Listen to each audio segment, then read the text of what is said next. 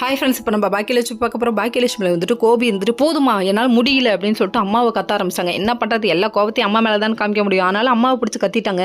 கத்துனதுக்கப்புறமா எனக்கு ஏன் இவ்வளோ டார்ச்சர் கொடுக்குறேன்னு சொல்ல பாட்டி ஒரு வேஷம் போட்டாங்க. ஈஸ்வரி பாட்டினா கொக்காவா அப்படியே நான் துணியெல்லாம் எடுத்துகிட்டு நான் கிளம்புறேன் அப்படின்னு சொல்லிட்டாங்க. சொன்னதுக்கப்புறமா ஆஹா கிளம்ப போகுதுன்னு சொல்லிட்டு ஆஹான்னு ராதிகா அம்மா பார்த்தாங்க. கடைசியில் ஏன் நான் கிளம்ப நினச்சி அடி இருடி ஒன்றை முதியோர் இல்லத்துக்கு அனுப்புகிறேன் அப்படின்னு நினச்சிட்டாங்க. கடைசியில் இவங்க ரெண்டு பேரும் இப்படி அடிச்சுக்கிறத பார்த்தோன்னே நம்ம ராதிகாவால் முடியலைங்க. நைட்டு பிளாக் டீலாம் கொண்டு வந்து நம்ம கோபிகிட்ட கொடுக்குறாங்க. தலையில் இப்பயே துண்டை போட்டியப்பா தம்பி அப்படிங்கிற மாதிரி இருந்தது. கடைசியில் டீ எல்லாம் குடிச்சிட்டு உங்கள் அம்மா வீட்டுக்கு வெளியே அனுப்பிடுங்கன்றாங்க. இதுக்கு தான் இந்த பிளாக் டீ கொடுத்தியா, இதை நானே போட்டுப்பேன் போ முதல்ல இங்கேருந்து அப்படின்னு சொல்லி அனுப்பி விட்டாரு. என்ன தான் பண்ணுறதுன்னு தெரியல. இப்படி மாட்டிக்கிட்டு முழிக்கிறியடா கோபி, ரெண்டாவது கல்யாணம் தேவையான செவத்தில் டப்புன்னு முடிக்கிறாரு. வேற லெவல்ப்பா அப்படிங்கிற மாதிரி இருந்தது. இன்னொரு பக்கம் வந்துட்டு பாக்கியா வீட்டில் செம்ம ஹாப்பிங்க. எல்லாரும் சொன்னதை மீறி மறுநாள் காலைல ஏஞ்சி நான் அதாவது போராடி கண்டிப்பாக நான் ஜெயிப்பேன், பாரில் உள்ளவங்களுக்கு சமைச்சு கொடுப்பேன்னு சொல்லிட்டு இவங்க சமைக்க போயிட்டாங்க.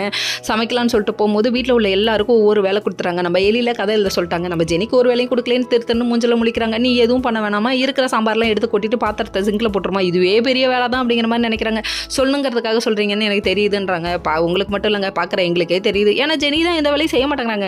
ஏங்க வேலை சொல்லாத மாமியார் கிடைக்கலாம், நீங்கள் கொடுத்து வச்சுருக்கணுங்க.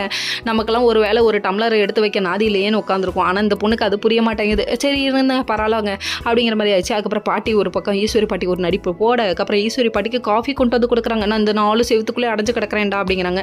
சாரிம்மா நான் தெரியாமல் சொல்லிட்டோமான்னு காலில் விழுந்து மன்னிப்பு கேட்குறாரு. வேறு லெவல்ப்பா அப்படிங்கிற மாதிரி இருக்குது. ஓகே ஃப்ரெண்ட்ஸ், நெக்ஸ்ட் வீடியோவில் பார்ப்போம்.